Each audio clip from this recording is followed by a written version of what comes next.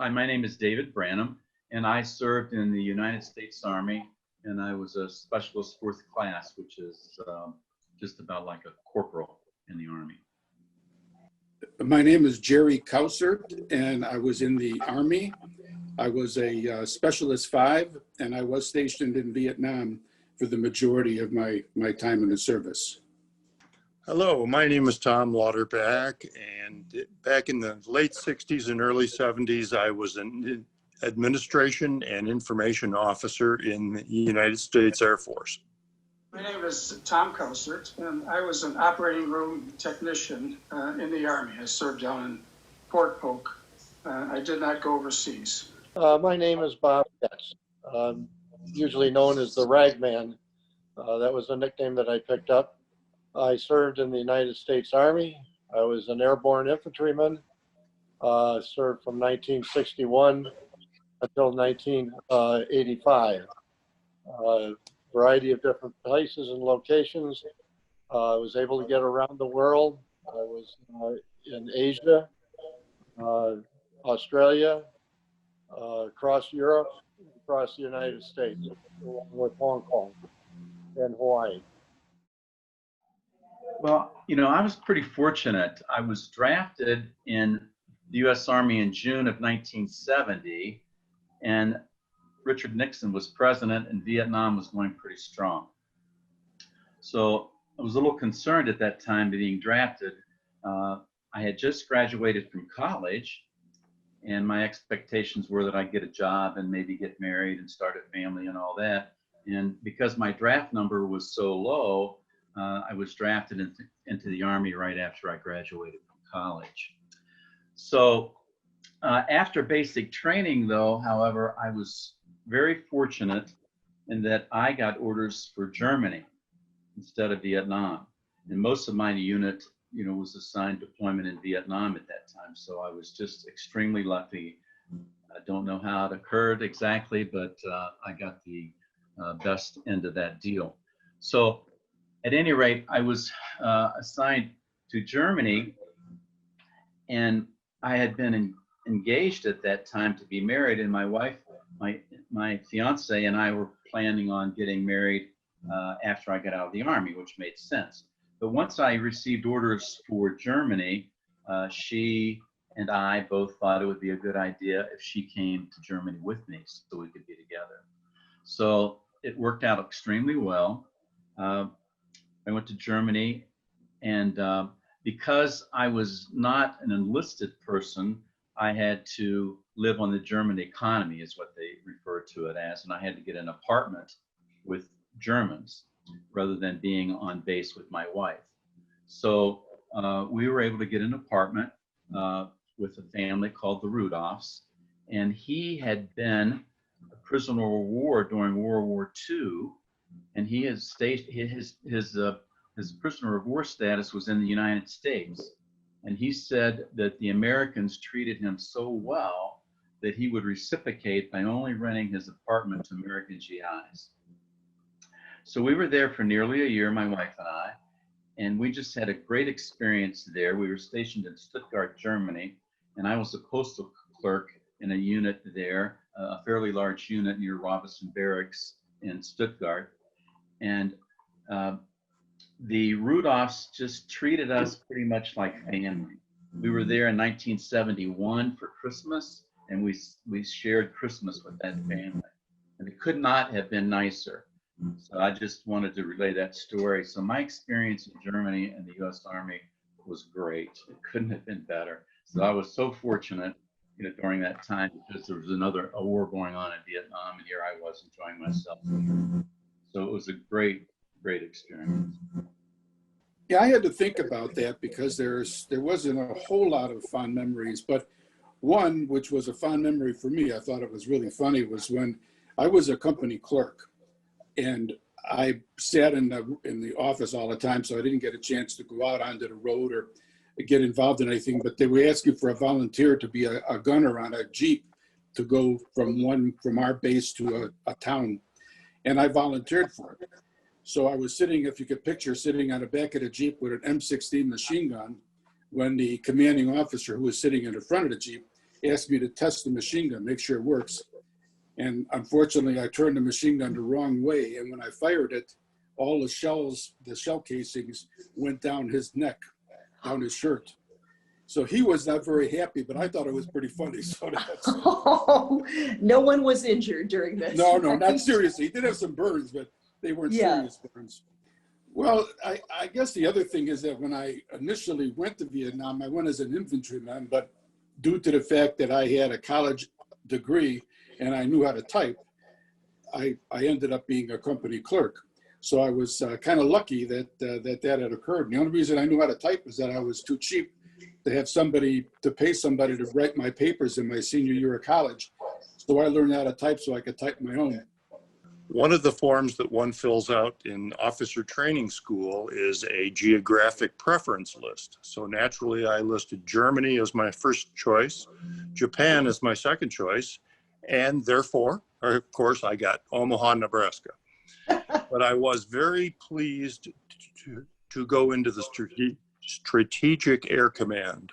SAC was, I always say, kept the Cold War cold. So I was happy to be there. I'd read a lot about SAC, and Omaha wouldn't have been my first choice since I went to school in Des Moines, but I knew Omaha, and that's where I settled.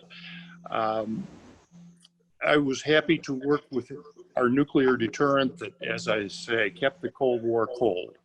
I received the Air Force Commendation Medal, another happy memory. Unfortunately, there are negative memories also. I had to preside over 2 bomber crashes with all hands on deck lost. So as an information officer, that was an important responsibility. My fond memory of operating room technicians and service was so many of them. So good friends. This morning I had oatmeal. That reminded me of the Army. I loved oatmeal in the Army. I loved the cold chocolate milk during basic training. I actually enjoyed the Army. It was a liberating experience the first time away from home. This was back in 1966. 67, 68, at that time frame. So those are kind of my fond memories. Now the operating room circus, as they call it, is the job involved both outside the sterile room, the sterile field, and inside the sterile field. So one day you were outside and you circulated and you handed things into the sterile field and kept count of the sponges or the gauzes that were used, and so you were the person who brought the supplies to the doctor and the surgical nurses. Now that was on one day, and at that day you were also responsible for cleaning the room, and then of course the second day you were actually a surgical nurse, putting the sutures onto the needles, passing it to the doctor, passing things out of the field to the outside operating room technician. And your job then the day before was to pick the instruments for the operations that you were going to be responsible for the next day. And of course, you were involved in the cleaning and the autoclaving of all these instruments. This is where the training was just so important and so excellent in the Army. I thoroughly enjoyed my career, even though I didn't go overseas. I attended to lots of the guys that came back from there, and it was a very good experience. I would recommend it. I'd like to share one memory with you because it has to do with peace. While I was in Vietnam, I served as a senior advisor to a Vietnamese infantry battalion. During that time, my NCO from the World War II, and he served with Merrill's Marauders. He was sitting down talking with a couple of the folks from the unit, and he came over to me and he says, Captain, we have to do something to help out the people. There's a problem with housing. So one of the things that we try to do is the huts that they had is to try to get homes for the military men and their spouses, along with their children, along with the other military guys who were living together. They didn't have homes that were worth a darn. They were just horrible little shacks, and there were no toiletries in it. So we went over to the base and a place called Cameron Bay. We were able to get material. We were able to build the homes for them. We took cement and dirt, formed it with water, made concrete blocks so that they could build a series of attached homes. So these weren't the most beautiful homes you ever saw in the world, but they were 100%, 200% better than what folks had to live in. They generally ended up 4 rooms, 1 bedroom, 1 eating area, a washroom, and a fairly large area for them to live. The thing is we were able to help, and we were able to help them. And I think that's what we need with peace. One of the things I'm most proud of in the military collection that I have is the Honor Medal First Class, which I received from the government of Vietnam for providing those homes with my NCO to those folks that live in our battalion. The medal was very special to me. It's much more special than the Bronze Star and the others that I received, because it's distinctive of something that I did, that I was able to help other people, which we need to do. And what would international peace look like to me? First of all, I'd like to say I think it's possible. I think it needs to begin at home, and anybody that serves in the military will be a part of the process. From my standpoint, not part of the problem. But I think it involves respect for other people's culture, their creeds, and of course their colors, and that is so important, those 3 things. Cooperation will result for quality of life moving forward, and I think that even the condition that we have now with the virus that we're dealing with would have been so much easier if we had world cooperation. And that can only happen under international peace. Well, the first thing that would come to mind to me in international peace would be that there would be no armed conflicts throughout the world. And hopefully someday we can achieve that. But Peace Day, I understand, is to commit to building a culture, of peace throughout the world. And that would be something, too, that would be great if we could accomplish that. Individually, I would hope that, we could all on that day, on September 21, that we could all, try to be a little more compassionate with one another, sharing, and maybe do something nice for someone unexpected. I think that would be something that would bring about peace individually for me. We need to keep politics out of international decisions. Decisions appear to be made to benefit the international leaders instead of the country's population. This direction needs to change. I will not get into political choice, only to say that whoever is elected, change is needed in both foreign and domestic policy.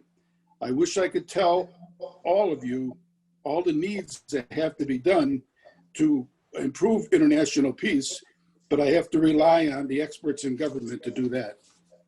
international peace to me looks like people living and working together as we do here in the United States, except for recent times.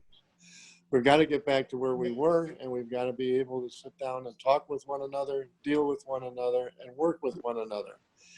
We have the Peace Corps, we've got the military, we've got a lot of people that are overseas, and we need people overseas to do the same thing with the people that they're living with. Learn who they are, be able to live and work with them, help them, invite them here to the United States to join us to do the same thing, and be friends and peaceful with one another. Deal with one another on a fair and equitable basis, and not go out to hurt each other. It's not the way to do any way of developing peace. Peace is where you learn to live and work with one another. Someone has to step up and say, we've spent decades, centuries, fearing one another, spying on one another, and going to war with one another ultimately. We have to leave a world for our children and grandchildren that is worth the effort. The old saying was pounding swords into plowshares.